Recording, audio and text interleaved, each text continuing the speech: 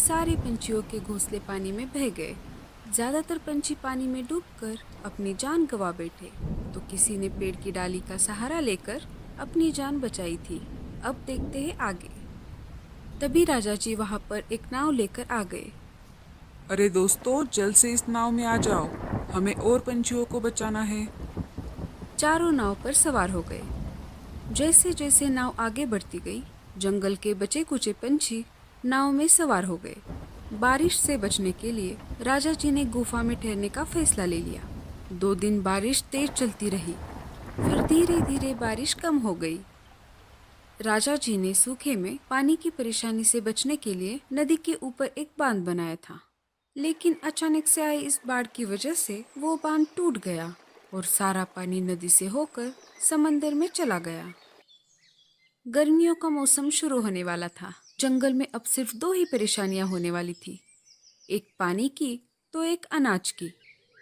सारे पंछियों ने अनाज का प्रबंध कर दिया है, लेकिन पानी की समस्या का उपाय अभी तक नहीं निकल पाया है। इसी समस्या पर सोच विचार करने के लिए जंगल के सारे पंछी राजा जी के दरबार में इकट्ठा हो गए हैं। तो दोस्तों, आपको तो पता ही है, पिछले साल हमें पानी की कितनी समस्या हुई थी। जो पंछी दूर तक उड़ सकते थे, उन्होंने अपने पानी का प्रबंध तो कर लिया, लेकिन जो पंछी दूर तक नहीं जा सकते थे, वो पानी पानी करके वहां पर ही मर गए। इस साल पानी की समस्या से बचने के लिए हमने नदी पर एक बांध बनाया था, लेकिन अचानक से आई इस बाढ़ की वजह से वो बांध भी टूट गया। अब जंगल के तालाब में थोड़ा ही पानी बचा है। तो राजा जी अब हम क्या करें? आप सब चिंता मत करो, हमने इस पर एक उपाय निकाला है। हमने जंगल के बीचों बीच एक वाटर बैंक शुरू किया है। तालाब का पानी सूखने से पहले ही वो पानी हमें वाटर बैंक में भरना है, और जो भी इसके लिए मदद करेगा, उन्हें पूरे गर्मियों के मौसम में मुफ्त में पानी दिया जाएगा। तो फिर तैयार है आप सब? सारे पंछी राजा जी के उपाय से बहुत प्रभावित हो गए। उन्होंने अपना काम शुरू किया। जो पंछी जितना पानी ला सकता था, उसने उतना पानी लाकर वाटर बैंक में जमा कर दिया। 2 से 3 दिन में सारे पंछियों ने मिलकर वाटर बैंक भर दिया। दोस्तों, अब हमें ऐसे 2 पंछियों की जरूरत है जो इस वाटर बैंक को अपनी ईमानदारी से चला सके। उनके रहने का और खाने का सारा इंतजाम राजकोष से किया जाएगा। सूखे का मौसम खत्म होने के बाद उनको पूरे साल तक चलेगा इतना अनाज इनाम के तौर पर दिया जाएगा। इनाम की बात सुनते ही भूरा कौवा और सुंदर उल्लू आगे आ जाते हैं। ये अच्छी बात है, तुम दोनों सामने आ गए। भूरा दिन में देख सकता है और सुंदर रात में देख सकता है। भूरा दिन में तो उल्लू रात में बैंक की रक्षा करेगा। अगले दिन से दोनों की ड्यूटी शुरू हो जाती है। जैसे तय हुआ था वैसे ही भूरा काम पर आ गया। भूरे का बस एक ही काम था, सारे पंछियों को बारी बारी से पानी बांटना और वाटर बैंक की रक्षा करना। भूरी जी, हमारे घर बहुत मेहमान आए हैं और रात में पार्टी भी रखी है। अगर कुछ हो सके तो क्या आप मुझे ज्यादा पानी दे सकते हो? तभी एकदम से भूरा इधर उधर देखने लगा। अरे जाने मन, जरा धीरे से बोलो। अगर किसी ने सुन लिया तो हम दोनों का भविष्य खतरे में आ जाएगा। और कौन से मेहमान आने वाले हैं? क्या तुम्हें देखने के लिए लड़के वाले आ रहे हैं? अरे नहीं नहीं, मुझे नहीं, मेरे बहन को। तो फिर ठीक है, तुम्हें जितना पानी चाहिए उतना दे दूंगा। इतना कहकर भूरा उसकी दोस्त को बहुत सारा पानी दे देता है। मीनू मौसी उन दोनों की बात चुपके से सुन रही थी। मुझे तो पहले से ही शक था तुझ पर। तू इतना बेईमान है, इसकी रक्षा कैसे करेगा? और तूने पहले ही दिन ये साबित भी कर दिया। और कल मुही तू, हम उधर मर मर के पानी भर रहे थे, तब तो तू नहीं आई। कल मुही कही थी। मीनू मौसी, उसे कुछ मत कहो ना।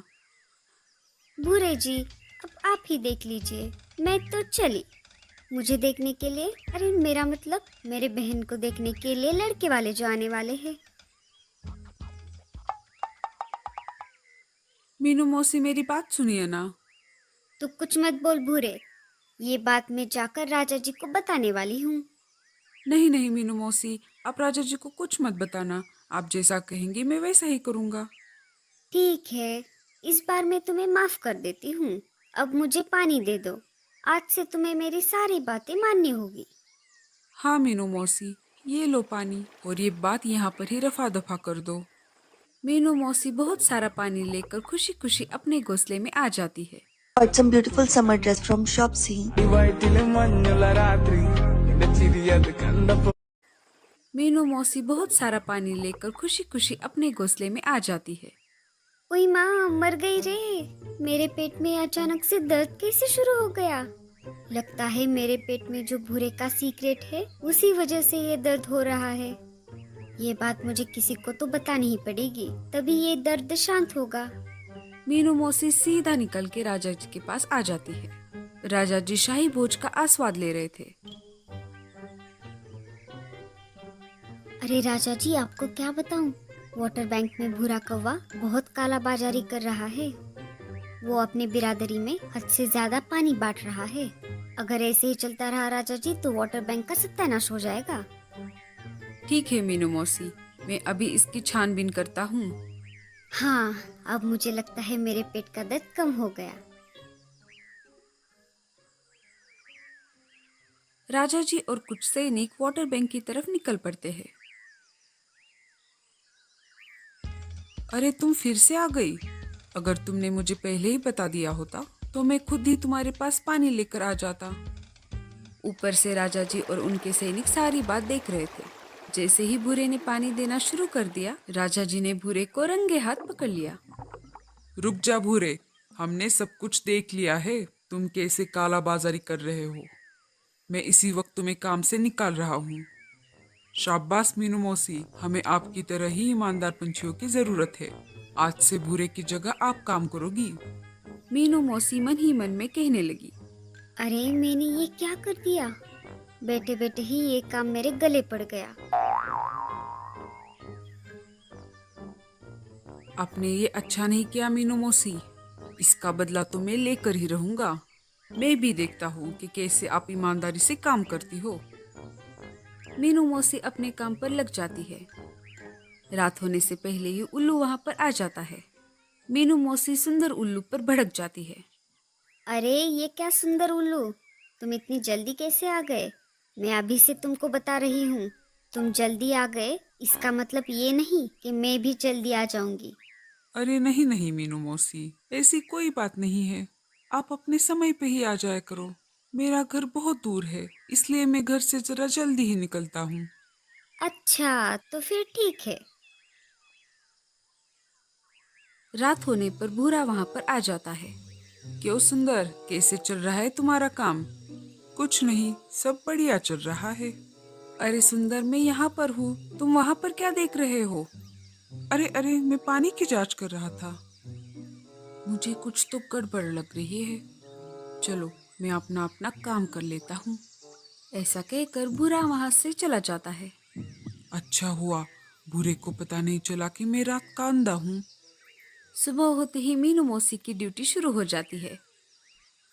अरे ये क्या हो गया, सारा पानी कहाँ चला गया? मीनू मौसी के ऐसा कहते ही सारे पंछी वहां पर आ जाते हैं। क्या हुआ मीनू मौसी, आप ऐसे रो क्यों रही हो? अरे बेड़ा गर्क हो इस उल्लू का। अरे नाश मिटे, ये तूने क्या किया? सारे चकित होकर वाटर बैंक की तरफ देखने लगे। उन्होंने देखा तो वाटर बैंक का पानी सारा गायब हो गया था और कुछ पानी जमीन पर फैला हुआ था। अरे कल मुहे, तू रात में कहाँ गया था? क्या घोड़े बेच के सो रहा था जो ये सारा पानी खत्म हो गया? मुझे तो लगता है ये तेरी ही चाल है। सारे उल्लू रात में देख सकते हैं, पर मैं ऐसा उल्लू हूँ जो रात में नहीं देख सकता। मैं रात का अंधा हूँ। उल्लू की ये बात सुनकर सारे पंछी आग बबूला हो गए। सब शांत हो जाओ, सुंदर ने ये सब किया, ये उसकी मजबूरी थी। ये सब उसने जानबूझकर तो नहीं किया। अब हम सबको इसका उपाय ढूंढना पड़ेगा। कालू कौवे को वाटर बैंक की तरफ एक अलग ही पंछियों के पंख दिखाई देते हैं। लाडू, ये देखो, ये काम हमारे बाजू वाले जंगल के पंछियों ने किया है और ये रहा इसका सबूत। हमें उनको रंगे हाथ पकड़ना होगा, इसलिए हमें एक योजना बनानी पड़ेगी। सारे पंछी आपस में बातचीत करने लगे। रोज की तरह सुंदर उल्लू को पहरेदारी के लिए बिठा दिया जाता है। सब झाड़ियों में छुप गए थे। तभी आधी रात को कुछ पंछी वहां पर आ जाते हैं। खाली वाटर बैंक देखकर वो सब चौंक जाते हैं। तभी सारे पंछी मिलकर उन पर जाल फेंक देते हैं। वहां पर बहुत सारे जुगनू आ जाते हैं। जुगनुओं की वजह से वहां पर उजाला हो जाता है। सब देखते हैं तो क्या, वो पंछी तो उनके जंगल के थे ही नहीं। तुम सब कौन हो और यहाँ पर कैसे आ गए? तुम हमारे जंगल के नहीं दिख रहे। नहीं नहीं, हम इस जंगल के नहीं हैं। हमारा जंगल तो बहुत दूर है। कभी हमारा जंगल भी बहुत हरा भरा और खुशहाल था। हम सब मिलजुल कर रहते थे, पर हमें आने वाले संकट के बारे में जानकारी नहीं थी। इंसानों की लापरवाही की वजह से हमारे जंगल का सारा पानी जहरीला हो गया। उस वजह से जंगल के बहुत सारे जानवर और पंछी मारे गए। हमें माफ कर दो, ये हमारी मजबूरी थी। हमें पता चला कि तुम्हारे जंगल में पानी की वाटर बैंक शुरू हुई है। हम रोज यहाँ आकर तुम्हारा पानी चुरा रहे थे। आप हमें जो सजा देंगे वो हमें मंजूर है। उनकी ये बात सुनकर राजा जी चकित हो गए। उनको उन पर दया आ रही थी। तुम सबने गलती तो की है, पर इसमें आप सबकी मजबूरी थी। मगर राजा होने की वजह से ये मेरा फर्ज है कि मैं आप सबको सजा सुनाऊं। मैं आप सबको इस जंगल में रहने का आदेश देता हूँ और आने वाले 2 से 3 दिन में पानी की बैंक भरने का आदेश देता हूँ। राजा जी का ये फैसला सुनकर सारे पंछी बहुत खुश हो गए। साथ ही साथ परदेसी पंछियों ने भी ये फैसला मान लिया। परदेसी पंछियों को जाल से आजाद कर दिया। आने वाले 2 से 3 दिन में सारे पंछियों ने मिलकर पानी की बैंक भर दी। राजा जी का फैसला सारे पंछियों के हित में था। इस वजह से उनको सूखे की कोई परेशानी नहीं हुई और जंगल के सारे पंछी हंसी खुशी रहने लगे। तो दोस्तों,